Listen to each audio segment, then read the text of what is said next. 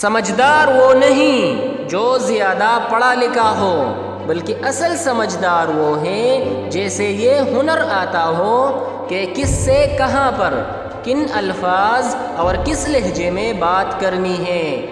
زندگی میں کسی ایسے شخص کا ہونا ضروری ہے جس کو کچھ بھی بتانے کے لیے لفظوں کی ضرورت نہ پڑے۔ کم کھانے میں صحت ہے، کم بولنے میں سمجھداری ہے، اور کم سونا عبادت ہے۔ سوچ اچھی ہونی چاہیے، کیونکہ نظر کا علاج ممکن ہے لیکن نظریے کا نہیں۔ ادب کا تقاضا ہے کہ ہر ایک کی بات کو دھیان سے سننا جائے، اور احتیاط کا تقاضا یہ ہے کہ ہر کسی کی بات کو نہ مانا جائے۔